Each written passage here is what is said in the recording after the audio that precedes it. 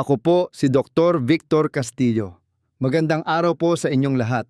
Ngayon gusto kong hawakan ang inyong mga kamay at samahan kayong intindihin nang malalim ang isang bagay na bilang isang doktor ay itinuturing kong pinakamalupit, ngunit pinakabinabaliwalang dahilan ng mabilis na pagtanda ng mga Pilipinong lampas 50 anyos.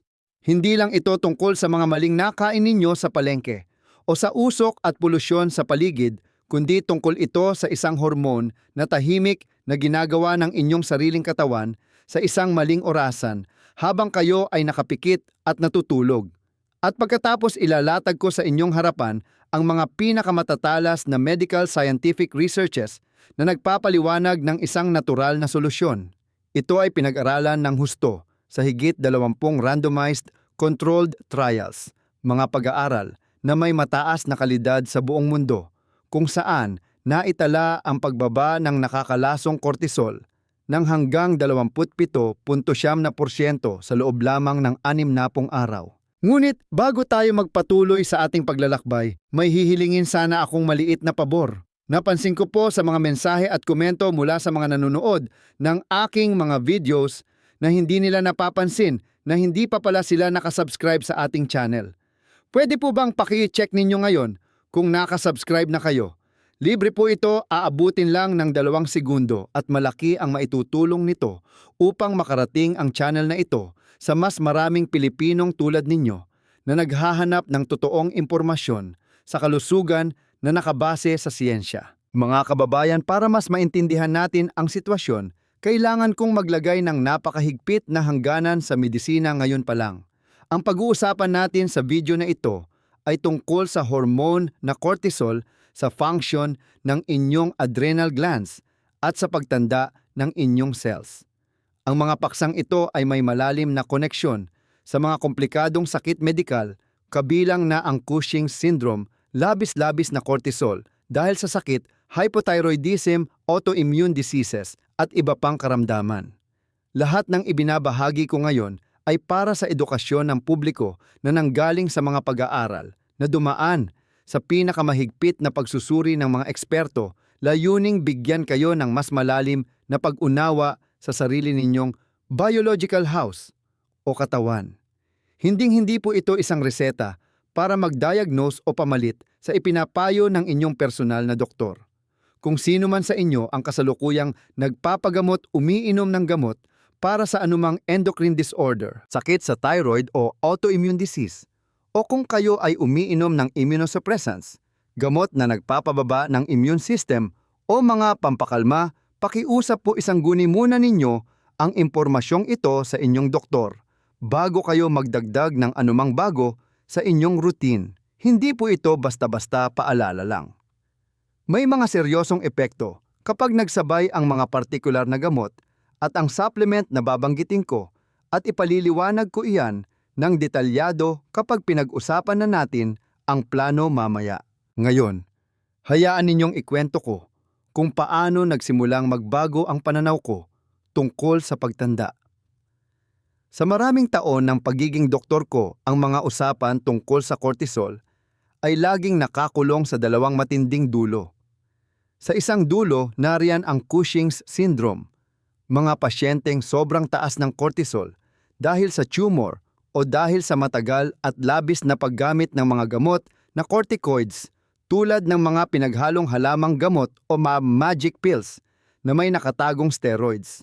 Mapapansin ninyo na ang kanilang mukha ay namamagang parang buwan moon face, malaki ang tiyan at manipis na madaling mapunit ang balat.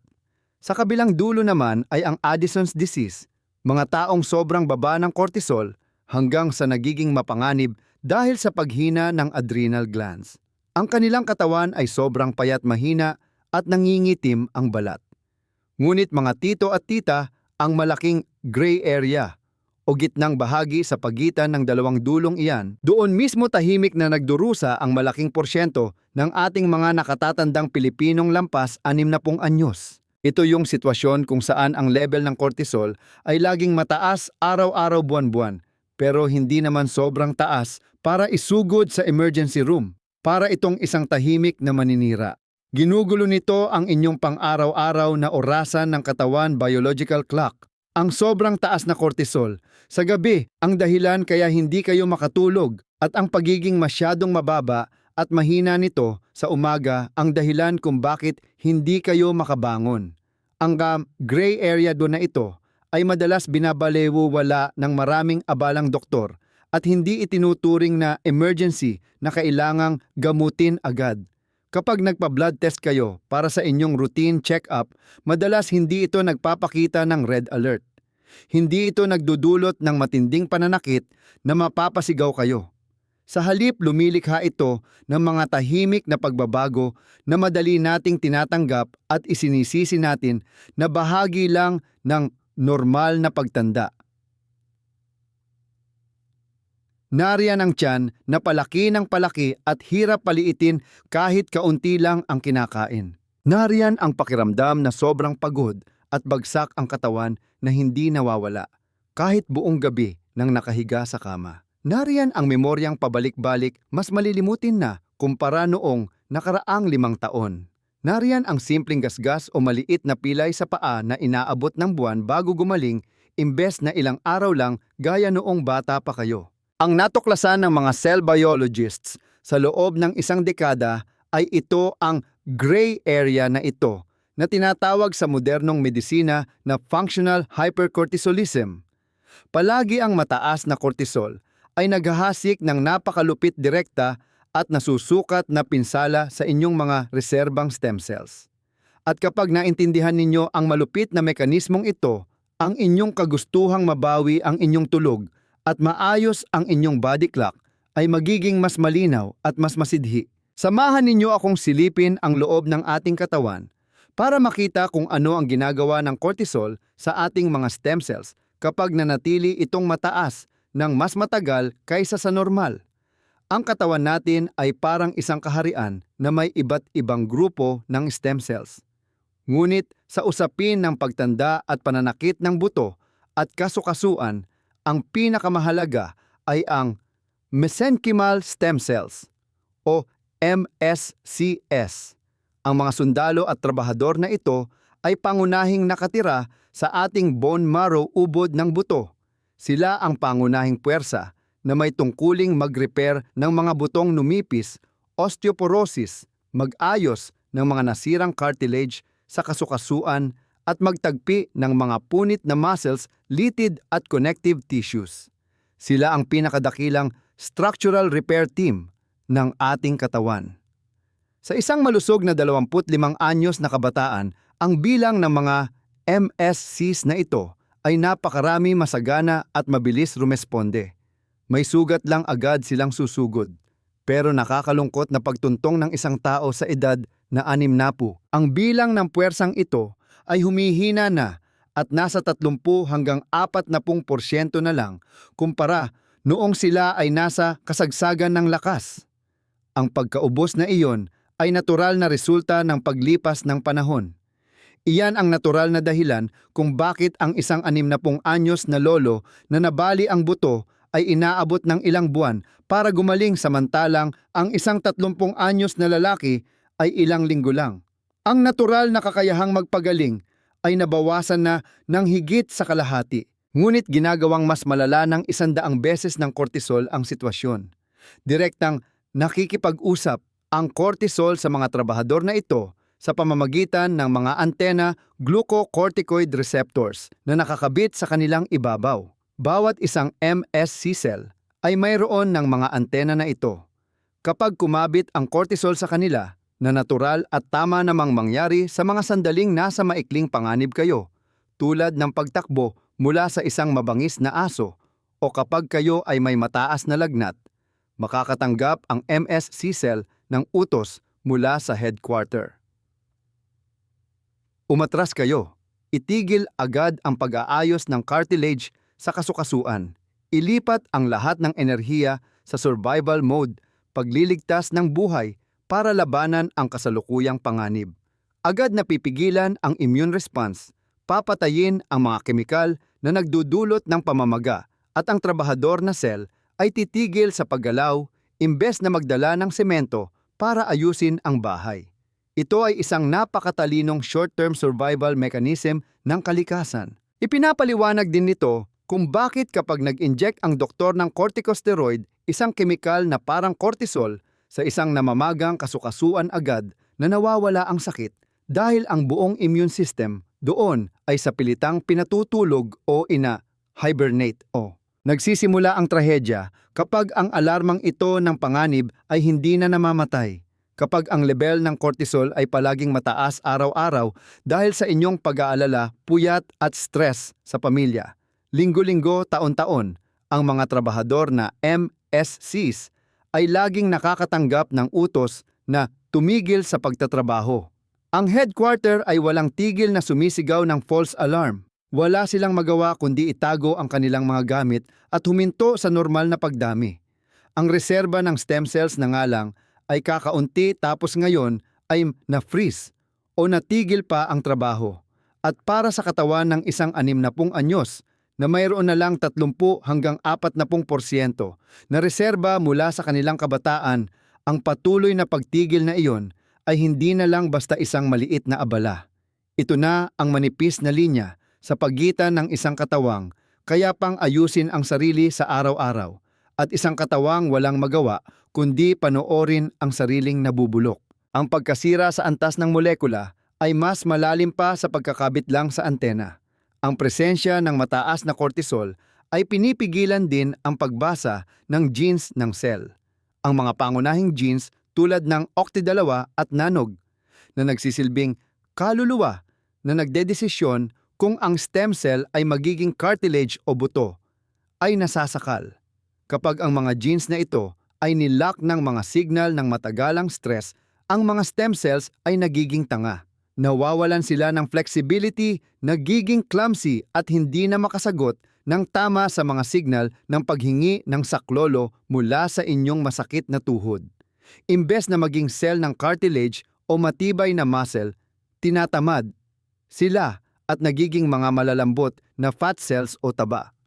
Siyentipiko nitong ipinapaliwanag kung bakit ang mga nakatatanda na may mataas na cortisol dahil sa stress at puyat ay laging inuubusan ng muscle sa hita at braso ngunit ang tiyan ay nag-iipon ng napakaraming taba visceral fat na napakahirap bawasan. Isipin po ninyo ang sitwasyon sa ganitong paraan.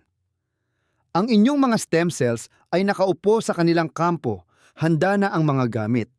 Sa isang malusog na estado, ang commander na si cortisol ay hinihipan ang trumpeta sa umaga para gisingin ang katawan tapos kailangan na niyang hinaan ang kanyang boses at umatras sa hapon at tuluyang manahimik at matulog sa hating gabi. Sa oras na iyon, tahimik ang kampo, bubukas ang ginintuang oras at ang maintenance team ay magdadala ng gamit para mag-night shift. Ngunit ang tunay na nangyayari sa katawan ng isang taong may chronic stress, ang commander na si cortisol ay hindi kailanman natutulog. Nakatayo siya doon, walang tigil sa pagsisigaw ng utos buong gabi. Ang mga stem cells ay hindi kailanman nakakatanggap ng signal na ligtas na para magsimula sa trabaho. Nakaupo lang silang nakahalukip-kip naghihintay gabi-gabi at ang pagkaubos at pagkasira ng mga muscles at buto ay tahimik na naiipon at hindi na kailanman naayos. Ngunit mga tito at tita, ang trahedya ay hindi natatapos sa bone marrow. May isang pangalawang mekanismo na nagtatrabaho sa napakahabang panahon at nagdudulot ng halos permanenteng epekto na nagnanakaw ng ating mahabang buhay. Ang chronic stress at ang mataas na cortisol ay nagpapabilis ng proseso ng telomere shortening, pag-iksi ng telomeres. Ano ba ang telomere? Isipin ninyo na para itong mga matitigas na plastik sa dulo ng sintas ng inyong sapatos para hindi ito maghimulmol. Sa ating mga chromosomes na naglalaman ng DNA, mayroon ding mga protective caps o sombrero sa dalawang dulo nito na tinatawag na telomeres. Sa bawat pagkakataon na nahahati ang cell para i-repair ang katawan, ang telomere cap na ito ay napupudpud at umiiksi ng kaunti. Kapag naging sobrang iksi na ito, hanggang sa mapunit, maiintindihan ng cell na tapos na ang oras nito. Papasok ito sa estado ng aging o o pagtanda tuluyang hihinto sa paghahati senescence o kaya ay tatanggapin na ang kamatayan apoptosis. Ang haba ng telomere ay ang pinakatotoo at pinakadirektang biological clock na ginagamit ng modernong siyensya para sukatin ang haba ng buhay ng isang cell na ibang-iba sa edad na nakasulat sa inyong ID o birth certificate.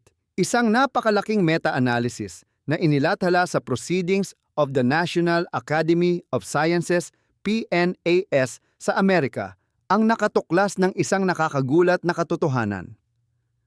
Ang mga taong nakakaranas ng chronic psychological stress. Matinding stress sa isip ng matagal ay may mga telomeres na naubos na parang sila ay tumatanda ng 9 hanggang 17 biological years kumpara sa mga taong may mapayapang buhay at walang masyadong inaalala. Hindi po kayo nagkakamali ng dinig. 9 hanggang 17 taon ng inyong kabataan ang ninanakaw. Hindi ito isang maliit na error lang. Ito ang malupit na pagkakaiba kung ang mga cells sa loob ng inyong katawan ay gumagalaw na. Parang 50 anyos lang kayo o gumagalaw na sira-sira. Parang isang 67 anyos na lolo. Lahat ng ito ay nakadepende kung paano kayo pinahirapan ng cortisol history sa inyong buhay. Lalo na para sa mga stem cells, ang pinakamahalagang yaman ng katawan, ang pag-iksi ng telomere ay isang sakuna at hindi lang basta pagkapagod. Ang isang stem cell na may napakaiksing telomere ay tatanggalan ng karapatang maghati o magmultiply.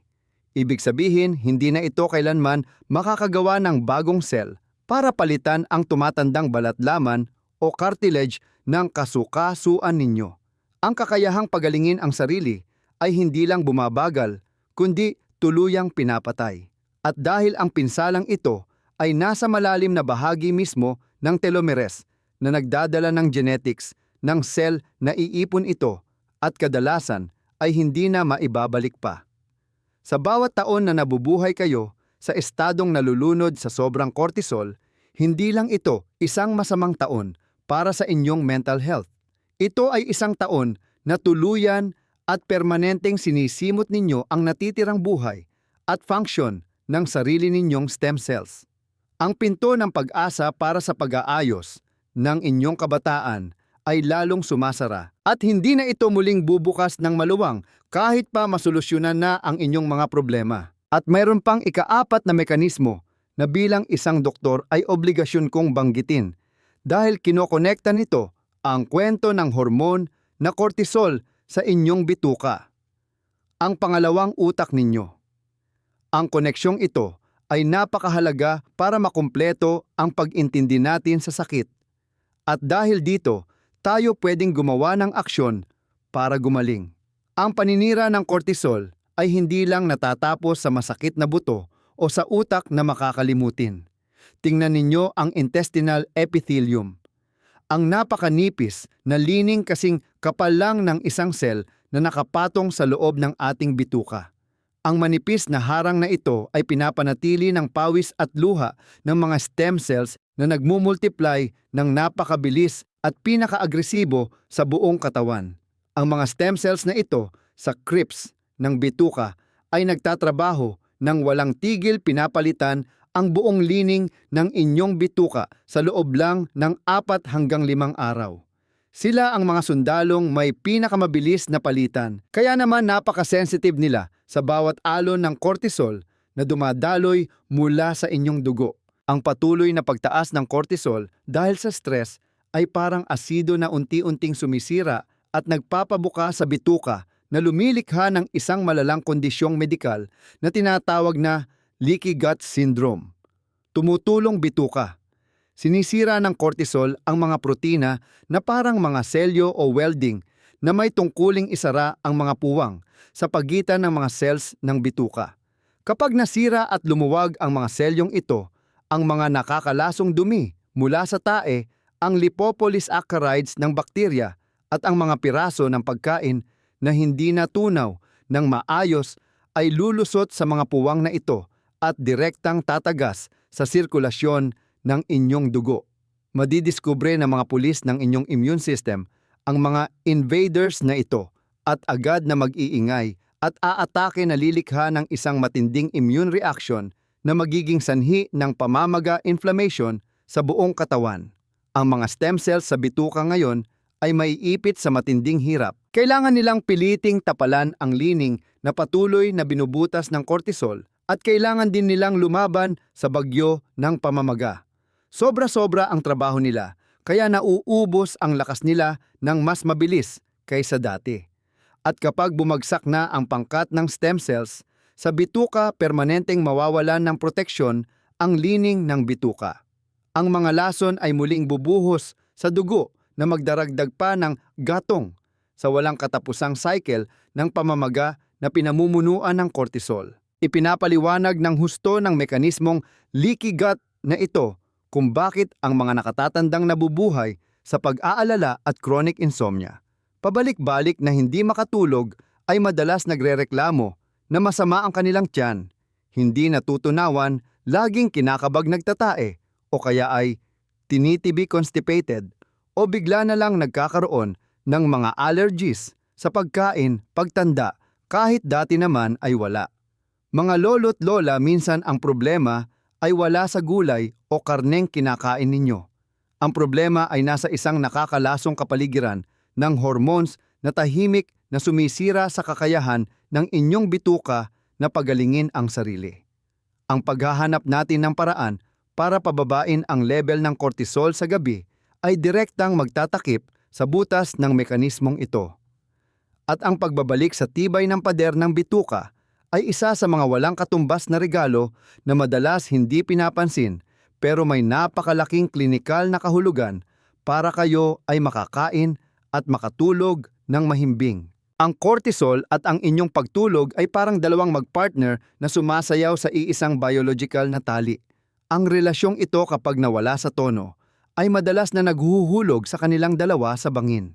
Dito ko na kailangang ipaliwanag sa pinakatotoo at medikal na paraan ang pamagat ng video na ito imbes na gumamit ng mga sales talk ng mga nagbebenta ng supplements. Sa isang malusog na adult, sumusunod ang cortisol sa isang perpektong symphony ng oras. Dapat itong umabot sa pinakamataas na level mga 30 minuto pagkatapos ninyong idilat ang inyong mga mata.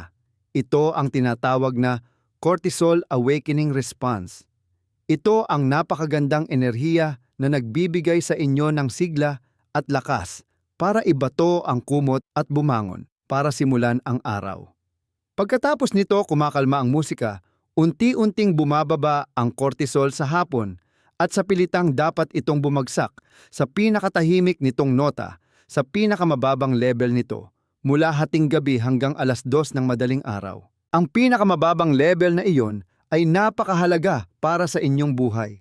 Dahil ang oras mula 2:00 hanggang 4:00 ng madaling araw, ang pinakasagradong oras ng growth hormone ng paglaki.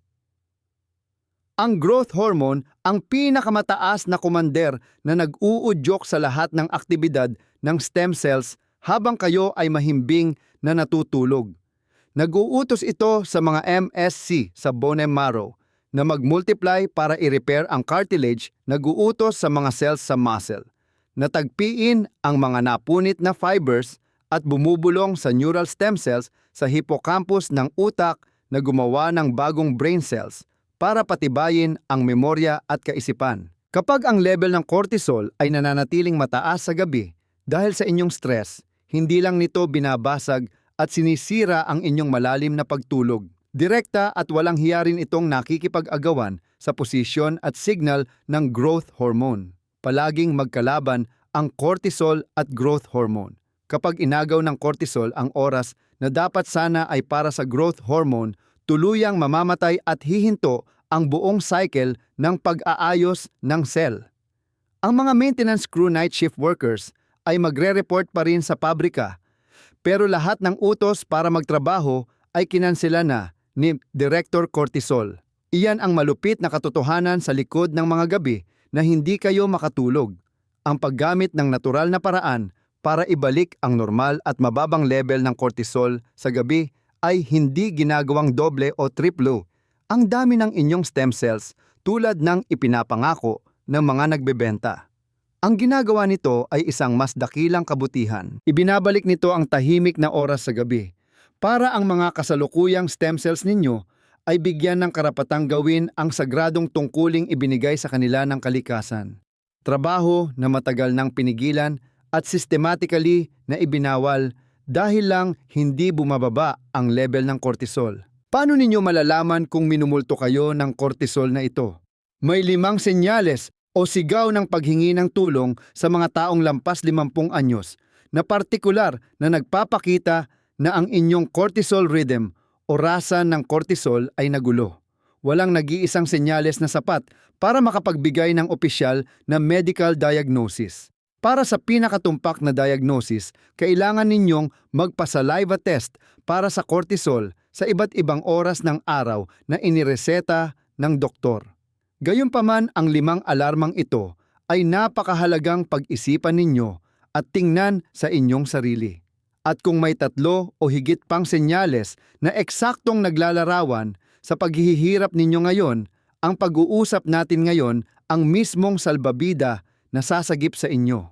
Unang sigaw ng tulong, ang paggising at pagdilat ng mata na nakatitig sa kisame sa pagitan ng alas 2 hanggang alas 4 ng madaling araw nang walang dahilan, hindi dahil gustong umihi o dahil may ingay. Ito ang isa sa pinakamalupit at pinakakonsistent na sintomas ng pagtaas ng cortisol sa maling oras sa gabi. Dapat sana ang pagtaas ng cortisol ay mangyayari ng mabagal at banayad bago mag-umaga para gisingin kayo. Pero sa halip nangyayari ito ng masyadong maaga at sobrang bayolente na sumisira sa inyong pagtulog mismo sa oras na dapat ay pinakamalalim at pinaka-nakaka-recover ito. Maraming nagrereklamo sa akin tungkol sa pakiramdam ng biglaang paggising, gulat minsan ay mabilis ang tibok ng puso palpitations o pakiramdam ng pagkabalisa anxiety na hindi alam ang dahilan at hindi na muling makatulog mula 30 minuto hanggang sa ilang oras. Ang pangyayaring ito kapag naulit-ulit gabi-gabi ay hindi lang basta ordinaryong insomnia ng matatanda. Ito ay ang pagbagsak ng rhythm ng inyong brain-adrenal-endocrine axis. Pangalawang sigaw ng tulong.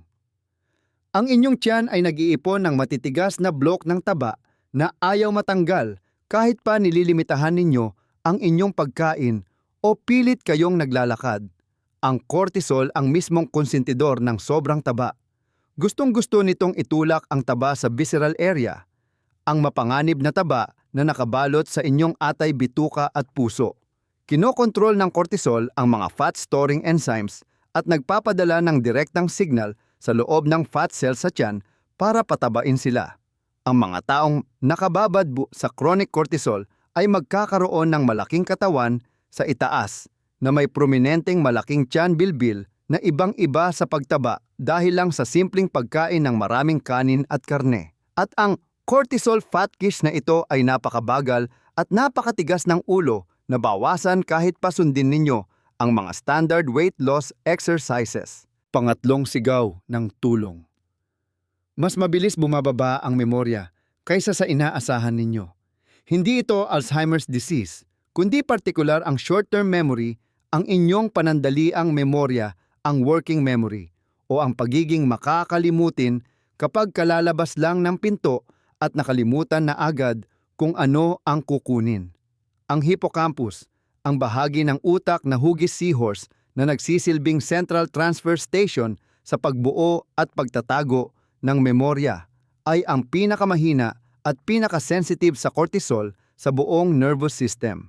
Ang chronic na pagtaas ng cortisol sa paglipas ng panahon ay literal na nagpapaliit sa sukat ng hippocampus at tuluyang pumipigil sa paggawa ng bagong brain cells dito. Ipinapakita palagi sa mga MRI scans ng mga taong may chronic anxiety, laging balisa ang pagliit ng hippocampus na nasusukat at nakikita ng mata na sinasabayan ng direktang pagbaba ng memorya. Pang-apat na sigaw ng tulong. Ang pakiramdam ng sobrang pagod at bagsak na katawan. Pero ang utak at nerbiyos ay laging balisa, banat na parang gitara. Gustong-gusto nyo ng humiga sa sobrang pagod. Pero paghiga ninyo, hindi mamatay-matay ang inyong utak, hindi kayo makatulog ng malalim o hindi ninyo mapanatili ang malalim na tulog. Iyan ang klasikong senyales ng isang endocrine axis system, hypothalamus pituitary adrenal, na nawala na ng synchronization. Ang sistemang ito ay orihinal na nag-a-adjust sa pagbomba ng cortisol base sa feedback sensors. Ngunit kapag patuloy at sa pilitan itong pinagana, ang mga sensors na ito ay nagiging manhid. Ang resulta, nagiging bulag ang adrenal glands. Nagbabato ito ng cortisol nang walang ingat sa hating gabi kapag kailangan ninyong matulog at pagod naman at hindi na makapaglabas ng kahit isang patak ng cortisol sa madaling araw kapag kailangan ninyong gumising. Nahuhulog kayo sa estadong parang buhay na parang patay. Lutang sa araw at gising na gising sa gabi. Panglimang sigaw ng tulong. Laging nagkakasakit, laging may sipon at ubo na matagal mawala o inaabot ng sobrang tagal bago gumaling mula sa isang sakit. Sa natural nitong disenyo, ang cortisol ay ginawa para pigilan immunosuppressive ang immune system. Napakaganda nito kapag nakagat kayo ng bubuyog, tumutulong ang cortisol para hindi masyadong mamaga ang kagat. Pero kung ang dugo ninyo ay lunod sa cortisol, 24 sa 7, ito ay magiging traidor. Ang mga pinakadakilang stem cells na nasa bone marrow na may tungkuling gumawa ng inyong immune army, ang hematopoietic stem cells HSC, ay dinudurog ng cortisol. Dahil napipigilan sila, hindi sila makagawa ng sapat na white blood cells at natural killer cells na magpapatrolya. Sa mundo ng medisina, tinatawag itong immune senescence o pagtanda ng immune system. Ginagawa nitong isang manipis at madaling target ang mga matatanda laban sa lahat ng uri ng bakterya at virus sa paligid, at ang mas mapanganib, pinapahina nito ang kakayahang makilala at patayin ang mga cancer cells habang nagsisimula pa lang ang mga ito. Kung 3 o higit pa sa mga senyales na ito ang eksaktong naglalarawan sa inyo ngayon, ang inyong cortisol rhythm ay umiiyak na ng emergency alarm at kailangan ng sagipin. Dito papasok na tayo sa liwanag ng siyensyang may patunay. Hindi lang tayo puro salita, magsasalita tayo gamit ang mga clinical data dahil ito na ang oras para magbigay ng totoong halaga sa inyong paggaling. Ang pananaliksik tungkol sa isang sinaunang halamang gamot na tinatawag na ashwagandha Indian ginseng. At gusto kong idiin dito na ang tinutukoy ko ay ang standardized pure root extract na may code name na KSM-66 ay kumakatawan sa isa sa pinakamatibay at pinakamalaking block ng scientific evidence para sa anumang anti-stress na halamang gamot sa modernong medisina.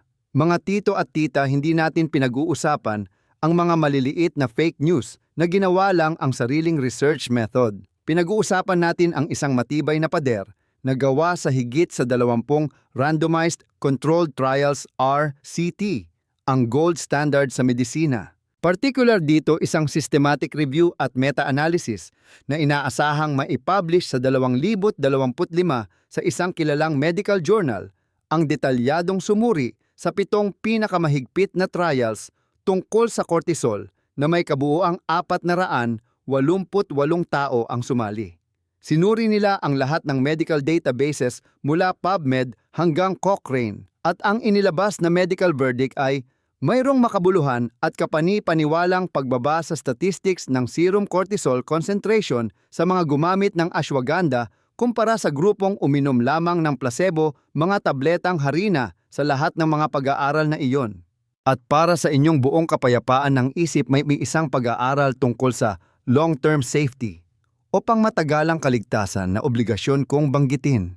Alam ko na ang mga taga-subaybay ko ay laging napakaingat sa mga ipinapasok nila sa kanilang bibig araw-araw at hindi madaling mauto.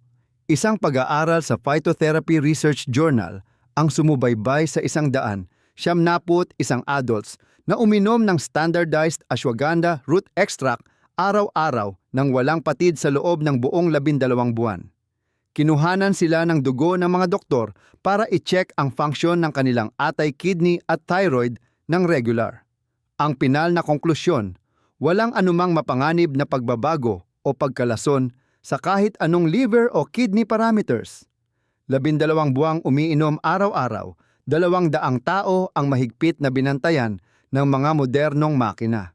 Ito na ang pinakamatibay na kalasag na gumagarantiya sa isang halamang gamot na talagang nararapat pagkatiwalaan ng mga matatanda para sa kanilang buhay. Ngunit bitbit ang dangal ko bilang doktor kapag nagsalita na ako tungkol sa safety kaligtasan.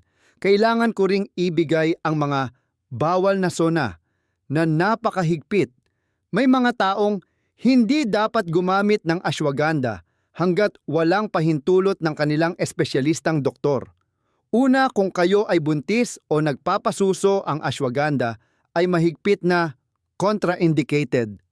Bawal na bawal dahil maaari itong magdulot ng miscarriage, pagkalaglag ng sanggol. Pangalawa, kung kayo ay may autoimmune disease na kasalukuyang nasa matinding pag-atake tulad ng rheumatoid arthritis, lupus Hashimoto's thyroiditis o multiple sclerosis. Bakit? Dahil ang ashwagandha ay may kakayahang i-stimulate o palakasin ang immune system. Sa teorya, ang pag-stimulate sa isang immune system na nababaliw at inaatake ang sarili nitong katawan ay posibleng magpalala ng autoimmune disease. Kailangan ninyong kumonsulta sa inyong rheumatologist bago gumamit. Pangatlo, kung sino man sa inyo ang umiinom ng gamot para sa hypothyroidism tulad ng levothyroxine Bertirox, ang ashwagandha ay may kakaibang kakayahan na pasiglahin ang thyroid gland na mag-produce pa ng sarili nitong hormone na T4. Kung iinom pa kayo nito, ang level ng T4 sa inyong dugo ay maaaring lumampas sa limitasyon at itulak kayo mula sa hypothyroidism papunta sa hyperthyroidism at maging sanhi ng mabilis at irregular na tibok ng puso. Napakadelikado nito kung walang doktor na susubaybay sa dose ninyo. Pang-apat, kung kayo ay umiinom ng matapang na gamot na pampatulog sedatives o tranquilizers tulad ng diazepam o Valium Lexotan o antihistamines na nakakaantok. Ang calming at mild central nervous system, depressant effect ng ashwagandha kapag isinabay sa mga western medicines na ito ay maaaring maging sanhi ng matinding antok o pagbagal ng inyong paghinga. Kailangan ninyo ang gabay ng doktor para mabawasan ang dose ng inyong gamot kung sasamahan ninyo ito ng herbal supplement. Mga kababayan, hindi ito pananakot para lang hugasan ang aking mga kamay sa anumang responsibilidad. Ang mga ito ay mga nakamamatay na drug interactions na malinaw na naitala sa mga medical literature at napakahalaga nito para sa mga taong lampas 60 anyos na may bitbit na isang sakong gamot araw-araw. Para sa isang taong lampas 60 anyos, ang mabawi ang mga pinakamagandang kondisyon para kumpunihin ng katawan ang sarili nitong mga sira gabi-gabi ay may mas dakilang kahulugan kaysa sa pag-inom ng dakok-dakok na mga mamahaling pain relievers. Ang pinakatema ng ating pag-uusap ngayon ay ang konsepto ng biological environment o ang kapaligiran para sa inyong mga tapat na stem cells. Ang hematopoietic stem cells sa dugo, cartilage cells, neural cells. Lahat sila ay bingi sa inyong mga panalangin pero sobrang sensitive sila sa mga kemikal sa inyong dugo na kayo mismo ang gumagawa. At ang cortisol na galing sa inyong pag-aalala at puyat ang pinakamalupit na lason sa kanila. Sa pamamagitan ng paggamit ng scientifically standardized na ashwagandha KSM-66 kasabay ng disiplina sa pagpapahinga, hindi tayo basta-bastang lumalaban ng bulag sa pagtanda. Tayo ay nangangatwiran base sa ebidensya, nililinis ang sagabal na tinatawag na cortisol at ibinabalik sa manager ng ating stem cells ang tahimik na oras ng gabi para masayang makapagtrabaho. Sa bawat gabing lumilipas, nakayanin ninyong panatilihing malalim tahimik at mababa ang inyong cortisol. Iyon ay isang gabi kung saan ang libo-libo o milyon-milyon ninyong stem cells ay nakakapagtrabaho ng mapayapa para ayusin ang mga pinsala ng panahon. Pagkatapos ng edad 60, ang buhay at kalusugan ay masyadong marupok para ipikit na lang ang ating mga mata at ipaubaya sa swerte o tadhana. Ang mahalagang aral, ang pinakamalaking kalaban ng mahabang buhay ay hindi laging nagmumula sa labas. Madalas itong nanggagaling sa loob sa ating isip, pag-aalala at kawalan ng maayos na tulog na nagdudulot ng mataas na cortisol. Bawat gabing hindi nyo nakokontrol ang inyong stress ay isang gabi na nawawalan kayo ng pagkakataong pagalingin at seryosong i-repair ang inyong katawan. Protektahan nyo ang inyong tulog at panatilihin ang kapayapaan ng isip dahil ito ang pinakalibre at pinakamabisang medisina. Ako po si Dr. Victor Castillo. Pakiusap, huminto po muna kayo sandali, mag-iwan ng komento sa ibaba at sabihin sa akin kung alin sa mga sigaw ng paghingi ng tulong ng katawan ang totoong naranasan ninyo ngayon. Personal ko pong babasahin ang bawat komento ninyo at ito ang magiging parola na magbibigay direksyon sa aking mga susunod na medical research journeys para mapaglingkuran kayo.